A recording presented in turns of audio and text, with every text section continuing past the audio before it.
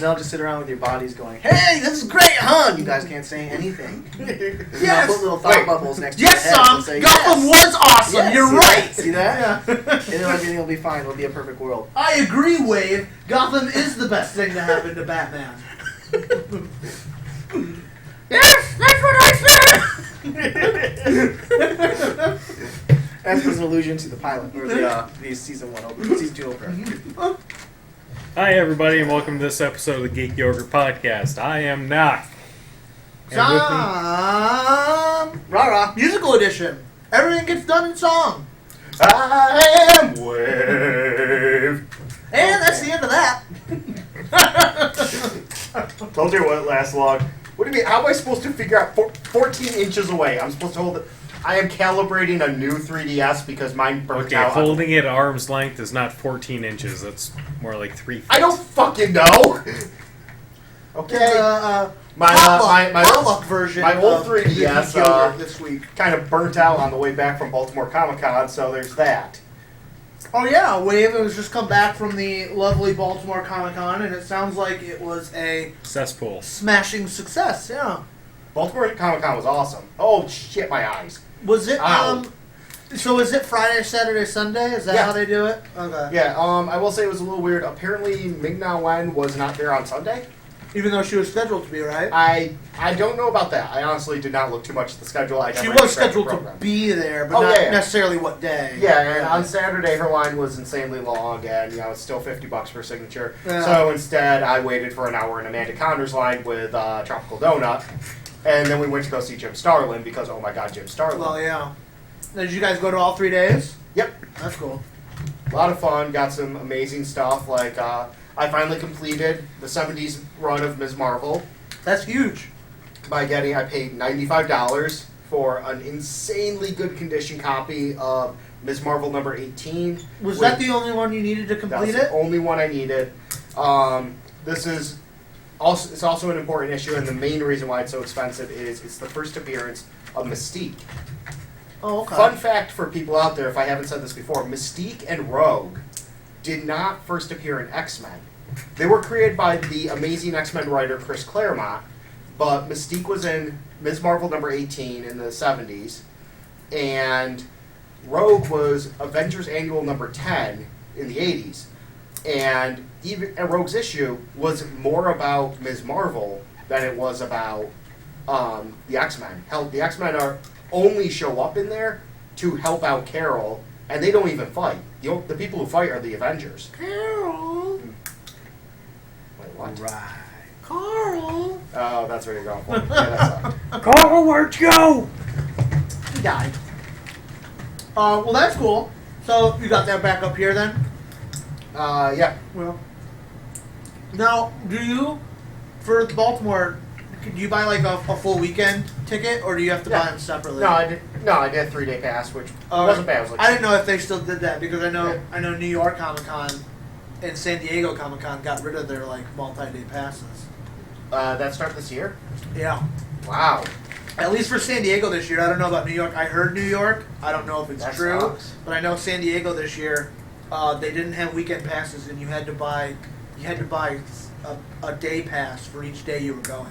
That sucks. Yeah, that's rough. Huh. Yeah, no, it was like $60 after fees and shipping and all that. For all 3 days? For all 3 days. That's not bad at Wasn't all, bad. to say the truth. All that'll do is just make these smaller, quote-unquote, air quotes, cons more popular. Oh, yeah. That's all it'll do. Yeah. Well, and just we had RobertCon up this weekend, and we interviewed people that were from like Philadelphia, and Ohio, and so people. And what's crazy, I think Knox brought this up the other day, was here's a person from Philadelphia who could easily go to a bigger convention like Baltimore that same weekend, but chose to come up to the smaller one here. I'm relatively sure it's a closer event, too. Baltimore versus up here. I just thought up here.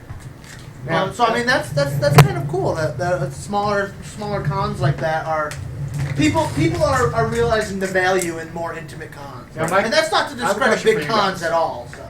I have a question for you guys. Did any of you work our booth? No. We were all working here. So, let me get this straight. The 4 people in this building. You was qualified for 5 if we count Tropical Donut. Yeah. the 5 people in this building who at least know something about comics Yeah, didn't go. weren't working out. I'm picturing our evening anchor sitting there with the most scared look she could ever have on her face. Yeah, I think it was like Denise, like Caroline, or something. Oh. Jenna was there for a while. Denise was there? Denise was there like all weekend. I think. That's Scary. a scary thought. Yeah. Was she a cosplay? But, yeah, right. We were here this week. That Ursula. weekend. She went as Ursula. Yeah. Well, the big push was for the CW shows and for Yeah. Supergirl. Right. Yeah.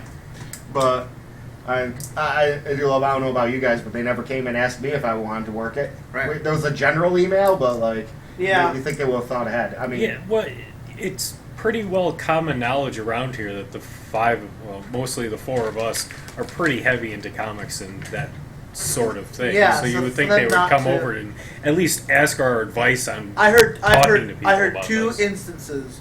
One was the email that was sent out like a month ago, and then once more during the 11 o'clock meeting in the morning, she mentioned that she was looking for volunteers, and that was it. And I wasn't even at that meeting. I just happened to hear it because I was walking in at that time. Right. What also made it difficult was it was a 2-day event, Yeah.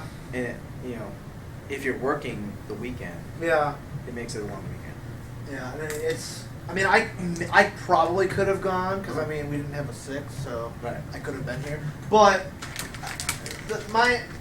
I think they were wise to split it over 2 days because of the amount of people they're going to get there. Mhm. But my problem is, as much as I love Roberson and I like that building, it's not built for a convention. Yeah. And they're getting 1,600 people walking through there. Yep. It's super super cramped, and it gets hot, it gets smelly, it just gets not to be fun. And I didn't go last year. I went the first year.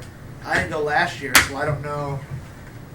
I didn't go last year either. I don't know how splitting it into 2 days fixed the crampedness. Mhm. Yeah. It may be hopeful. The hope is that once they get enough money, maybe they could rent out a bigger location. Maybe. I mean, I get that the Well, point yeah, is it can't to be showcase Robocon if it's Roberson. not at right, Roberson right, Center, yeah, so. and that's where the issue kind of lies. Right. How do you do Robercon without being at the Roberson? But it's like to make Robercon a major success, you kind of got to move it out of that building. Well, it's like Tioga Downs. Downs, yeah, they do their little. They have their own little con. Well, they house it, but other people actually put it on. Right. But they have an entire area set up Just for that. for these kind of occasions. Yeah. So, and that was the first one I ever went to. The one I don't at know if I'll Tioga. ever go back. I've Yeah. never been to that one. Yeah. It was pretty good. I mean, I saw some great deals on comics, and I think I bought 2 pins. Tioga. Oh, River Road Expo. Yeah. Yeah. River Road, that's what it was called. Yeah, I can remember the name. I keep calling it River Run, but no, it's River Road. River Road. Yeah. Did you go to that wave? Oh yeah, You been to that one? I've gone to almost all of them. The local ones right Yeah. here? Yeah. I've never gone to Robercon. You didn't go the first year? I haven't. No. I'm trying to remember. There's something else going on that weekend. I just said screw it. Baltimore. Might have been. No, You didn't go 2 years ago. no, because last year I went to New York, and that was my first big comic convention. Yeah. Yeah, I mean I've been to Twin Tiers 2 years in a row. Yeah. This previous year at That's the one working out in at. Elmira, right? Yep, that's at the first arena in Elmira. Yeah, they're trying to get a 1-day convention going at the Floyd L. Maines Veterans Memorial Arena, which Really? Bington Comic Con. Yeah, Oh, That would be pretty good. and by they I mean a lot of the people behind Twin Tiers Comic Con, including Yeah, I was going to ask who's including Jay, Mhm. who Cross? what? Jay from Sound. Yeah. Yeah, well, not the owner of Soundground, no. No, not that. No, Jeremiah J. You're who, Jay. Okay. who some people know as Clicks the Dial. I believe we're just going to start calling him Jay or Jeremiah J from now on. He He's is a little bitch isn't coming in anymore. Yeah, he joined a bowling I'm going to league, go so- bowling instead of talking about comics. because he's a loser. Bowling. Well, But, he does do that as a job, so maybe a little break might be sensible. Yeah. That's a okay. passion. Today, while he was filling out CGC forms for somebody who who was sending them in through the store. I walked into their warehouse, in back to his little office area, and was bugging him to give me a rough estimate grade on a book I had just gotten. Which he was happy to see, because I paid $40 for what turns out to be a 7.0 First Baron Strucker, Sergeant Furious Howling Commandos number 5. Paid $40 after shipping. He said he would put it on the if he had it, he would put it on the shelf for $200. What a great find. Yeah. Now, did he get anything from Baltimore to bring to Soundground to sell, or was that all just personal stuff? It was all personal stuff, except he got Francisco Francavilla, who was a great artist. I really wish I had not forgotten my books with his art on it. Especially Spectrum War #1, the Star Trek Green Lantern crossover. Yeah, crossover. There's a cover which is the Enterprise shooting through the Green Lantern symbol. That was one of his. That's pretty cool. He got a book signed to Soundground. Oh, okay, that's yeah. cool. That's cool. And because he has a wall that he's slowly plastering with books signed to Soundground. That's cool. I keep telling him to sign one himself of One In, One Out. I can't wait till that launches. Oh yeah, that's right. That's March, right? It comes out in March. I think so. I think that's if all goes well. That's the tentative release date. I mean, I know he was planning to get more freebies, more free previews to give away at Baltimore, but that didn't happen. Right. Partially because he got surprised by a bunch of people, and now he's going to New York. Oh, But yeah, that's cool. and yeah, What's the next convention you're gonna go to, Wave? no idea. Yeah. I mean, I'm definitely done for the year. So. Well, yeah. I mean, there's not much. Plus, you're probably tapped out on funds. Well, after a certain handheld device burnt out on me, Yeah. Yeah. they Well, made me get what I thought was going to be a superior version. well, Yeah. that happens to the best of us. Yeah. Indeed. Amiibos had better be worth it.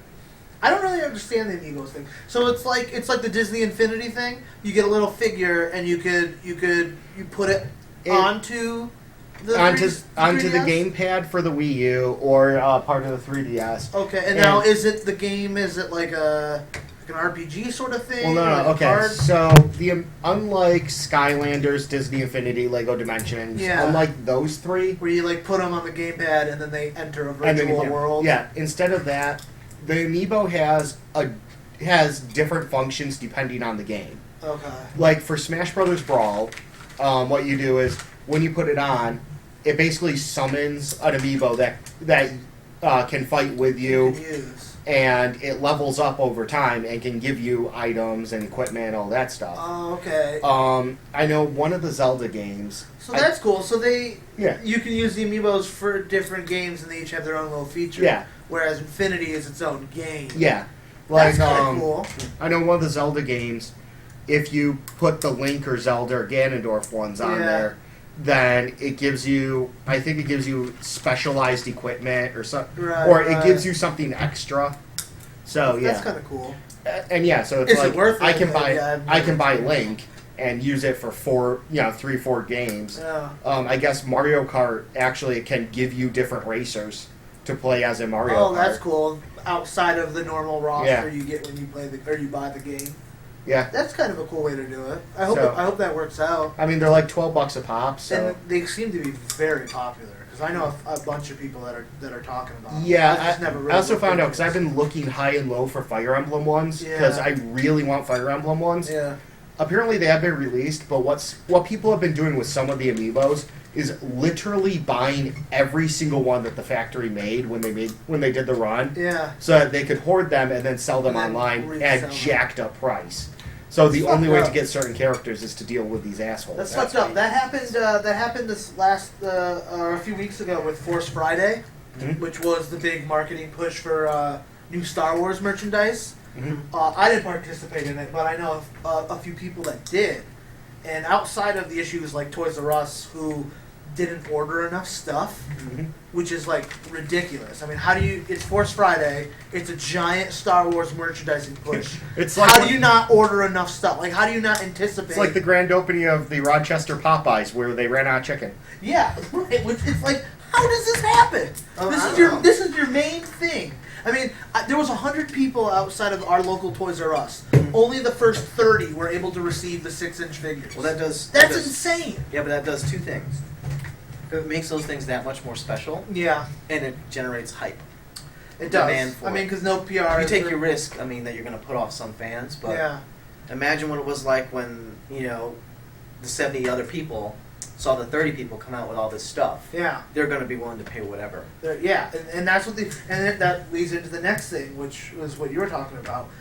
My friend said when he saw people walking out of Toys R Us while he was still in line, people were coming out with like 4 or 5, Kylo Rens just to themselves. Right. And it's like, these people are clearly going to keep one and sell these other 4 at jacked up prices online, because for weeks after Fourth Friday, you couldn't find these figures. That's where You could find them on eBay and Amazon for like 3 times their price. That's where Toys R Us really dropped the ball, because they should have done like limit 3 per customer. Or Yeah, something like exactly. that. They should put a limit on that, So- because that's fucked up for people That's to kinda go in fucked up. there and just rip through them and buy four toys or 4 figures to themselves. Mhm. And it's like and most of the time these are like 40-year-old guys. Right. And here's some poor kid who's missing out on it because this guy just bought them to sell. It's ridiculous. By the way, I want to give a great shout out to Rachel Persephone, who I believe that's how she pronounces it. It's technically her middle name. Yeah. That's what she uses for her artist name. She's a friend of Jeremiah J's. I've met her a few times. Did some work with her at Twin Tiers, and hung out with her a lot this past weekend at Baltimore. Amazing artist. Definitely check her stuff out. I actually have a commission that I'm getting done. That's cool. Finally got my hands on an Army of Darkness blank variant to do this commission. The bad news, it's the fucking Cullen Bunn one. Oh, that's But- rough. But you know what? It's not like I'm planning to read this. And the art is by Larry Watts. Yeah, and that's I like true. Larry So, Watts. and that's what you're getting it for. And the cover is going to be art by Rachel. And So are they sending that to you? Because they're not local, are they? Or she isn't? no, she lives in Philly, but she's working on it. And if it's done before New York Comic Con, she's going to send it back with Jay. And Oh, that'll be cool. I'm just going to send her the money at whatever point. I'll probably give Jay the money to give to her at Comic Con. Yeah. I mean, she's giving me a great deal because we know each other and all that. But yeah, so it's gonna be Ash from Pokemon, dressed like Ash Williams, Yeah. and he's gonna be lying there dead in a pool of his own blood. Nice. With Dawn from Pokemon as a Deadite standing over him. I don't remember Dawn. She was the 3rd one. It was Misty May Dawn, I believe. She was the younger one. Had the penguin. She had the little fucking penguin thing. Yeah. And in the Pokemon font, under the Army of Darkness title that's already on there, it's going to say Dead by Dawn. Yeah, I wasn't Clever, sure. clever. I wasn't sure how much she was going to like this idea, but apparently it hits 3 things she loves: bad puns, Pokemon, and crossovers. Right. Yeah. So yeah, And that's a clever way to do it. but yeah, I Sure. just want to give a huge shout. I love Rachel's an amazing artist. So yeah, 1 in, 1 out. She Did so, the coloring, right? Well, Okay. she did everything He- but the pencil and the Here's white. how it goes. Jeremiah J is the writer on 1 in, 1 out. Yeah. And the storyboarder. Joe Holly did the pencils. Okay. Literally everything else was Rachel. That was Rachel. That's cool. So, and that is a gorgeous, gorgeous book. Well, you've already seen. Do they have like a bunch of 6-page issues preview. written? Oh, okay, 6 page. Okay. I got 6-page preview of issue 1. Nice. Meet Pretty Rollick. you. Yeah. Yep. Oh, you saw Rollick that? is a badass. That's cool. That's cool. So, I'm yeah. I'm very interested to see what comes of that. I actually have the first of the previews, and the first one to be signed.